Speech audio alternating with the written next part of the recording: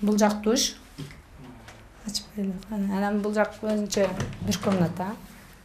Насиба Абдыхалилова Кыргыз-Тажик чегарасындагы Достук айылынын тургуну. Анын үйү өткөн жылы Тажикстандын куралдуу кол салуусунан өрттөлүп кеткен. Насиба учурда бала бакырасы менен жаңы салынган үйүндө жашап жатат. Үй сип-панель ыкмасында салынгандыктан топурактан салынган үйдөн айырмаланат экен дейт үй ээси.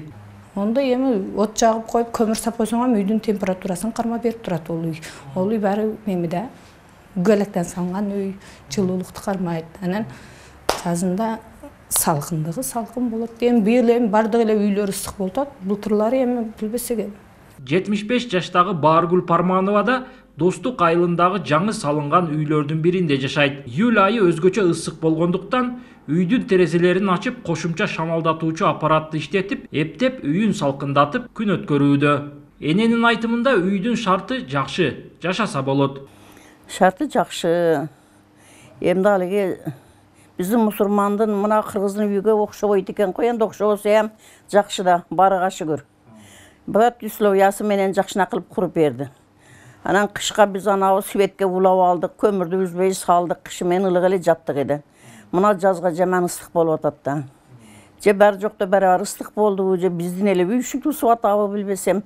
Мен кичине давлением бар деп чыдабай эле кетип атам бул ыстыкка. Достук айылынын башчысы Адалат Айтбаеванын айтымында үйлөр тууралуу айрым массалык маалымат каражаттары туура эмес маалыматты беришкен. Учурда бардык эле аймактарда күн өзгөчө ысык болуп, элди түйшөлтүүдө. Ал эми Достук айылына салынган үйлөрдө шарттары жакшы деп билдирди айыл башчы. Анан дымдап коюп эле телевидениелер кесе мына 45 градус, 50 градус деген сөздөр ham сүйлөнүп атат да. Себеби дымдаса любой эле жер азыркы билип атасыңар да, азыркы күндө бардык жак ысык болуп атат Кыргызстандын бардык эле аймактарында. Биз мана күбөлак үйдө жашап атсак дагы бизде деле айнектер жаап койсок 50 градуска эмес 60 градуска ham чыгат да. Ошондуктан айнектерди ачып коюп жашаса болот бул үйлөрдө. Достук айылына чегарадагы окуялардан кийин өрттөлгөн 10 үйдүн ордуна сип-панель ыкмасында 10 үй салынган. Үй ээлерине кошумча мамлекет тарабынан 250 000 сомдон акчалай жардам берилген. Ошондой эле айылда мурда телефон байланышы болгон эмес. Азыр эми байланыш жетип, интернет тартылган. Эң негизгиси Достук айылын райондун борбору менен байланыштырган жол оңдолууда. Жол мына Кызылбел, Достук жолу азыркы күндө Кызылбел жагынан жана Достук жагынан асфальт башталат. Биринчи топурагын төгүп таптоо иши болду.